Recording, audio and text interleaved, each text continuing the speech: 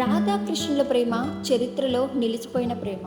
కృష్ణుడికి ఎంతమంది భార్యలున్నా రాధకిచ్చిన స్థానం మరెవరికీ ఇవ్వలేదు.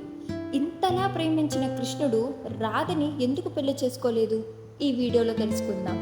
భూదేవి ప్రజలు చేసే పాపాలు రోజురోజుకి పెరిగిపోతున్నాయి. కంసుడు అనే రాక్షసుడు ప్రజల్ని హింసిస్తున్నాడు. నేను ఈ బాధని భరించలేకపోతున్నాను అని విష్ణువుని ఆశ్రయించింది. అందుకుగాని విష్ణువు శ్రీకృష్ణుడిగా జన్మిస్తాడు. అలాగే లక్ష్మీ స్వరూపంగా రాధ కూడా జన్మిస్తుంది. కానీ ఈ కథనంలో విష్ణువు లక్ష్మీదేవిని 5 సంవత్సరాలు ముందుగా భూలోకానికి వెళ్ళు అని అడిగారు. మిమ్మల్ని చూడకుండా నేను ఉండలేను అని లక్ష్మీదేవి విష్ణువుకి ఒక షరతు పడుతుంది.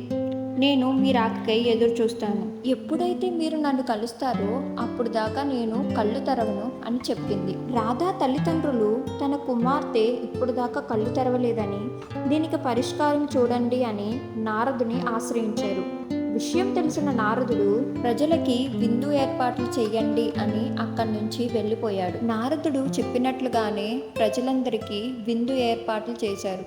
అక్కడికి శ్రీకృష్ణుడి వారు కూడా వచ్చారు. శ్రీకృష్ణుడు తాకగానే రాధ కళ్ళు తెరుచుకుంది. అలా రాధాకృష్ణుడు కలిశారు.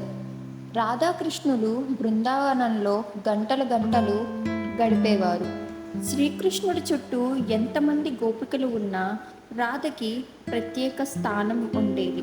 కృష్ణుడికి ఇష్టమైనవి రెండే రెండు. ఒకటి రాధ, 2 వేణువు.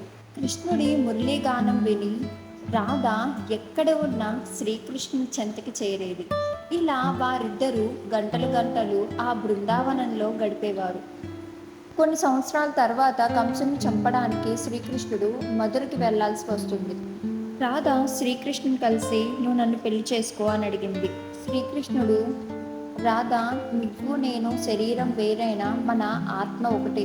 నా ఆత్మని నేను ఎలా పెళ్లి చేసుకోను అని అంటారు.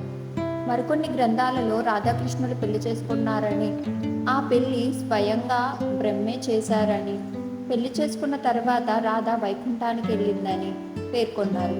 మరికొన్ని గ్రంథాలలో రాధ అయాన్ అనే వ్యక్తిని పెళ్లి చేసుకుందని, ఒక పక్క తన కర్తవ్యాన్ని నిర్వహిస్తూ తన వైవాహిక జీవితాన్ని కొనసాగించిందని చెప్తుంటారు.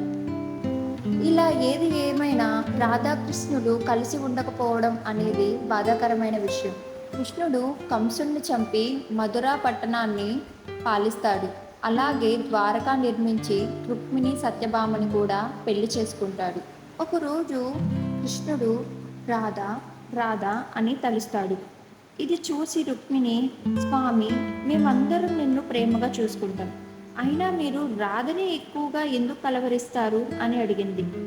రాధని చూస్తే నీకే అర్థమవుతుంది అని అన్నారు. రాధని చూడ్డానికి రుక్మిణి రాధ వాళ్ళ ఇంటికి వెళ్తుంది. రాధ ఒక గదిలో కూర్చొని కృష్ణుని స్మరిస్తూ ఉంటుంది. మీరు ఎవరు అని రాధ సేవకురాలు అడగగా, నేను కృష్ణుని వాళ్ళ భార్యని రుక్మిణి అని సమాధానం ఇచ్చింది.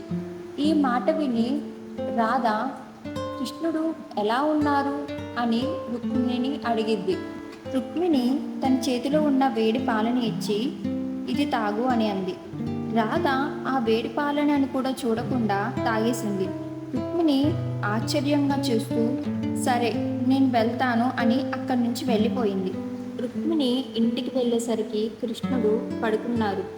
కృష్ణుడు తాళుబొబ్బలుగా ఉండడం చూసి, కృష్ణ ఏమైంది నీకు అని అడగగా, ఓ అదా, రాధ వేడి పాలను కూడా చూడకుండా పాలను తాగేసింది, అందుకే ఇలా అని చెప్పారు. ఇది విని రుక్మిణి ఆశ్చర్యపోతుంది. అలా కొన్ని సంవత్సరాల తర్వాత రాధకు అంతిమ గడియలు రావడంతో శ్రీకృష్ణుడిని కలుస్తుంది. శ్రీకృష్ణుడు వెంటనే రాధను కలుస్తాడు. రాధని ఆ స్థితిలో చూసి కృష్ణుడు చాలా బాధపడతాడు. చివరి కోరిక కోరుకో అని అడగగా మురళీగానం వినాలని కోరింది. ఆమె కోసం కృష్ణుడు ప్రత్యేకంగా ఎన్నడూ ఎవరూ వినని దివ్య విశ్వగానం వినిపిస్తాడు. దాంతో భవబంధాలన్నీ తీరిపోయి రాధ కృష్ణుడిలో ఐక్యమవుతుంది.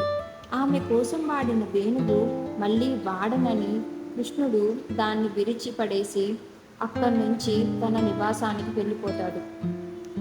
మీకు ఈ వీడియో నచ్చినట్లయితే లైక్ చేయండి, మా ఛానల్ని సబ్స్క్రైబ్ చేసుకోండి.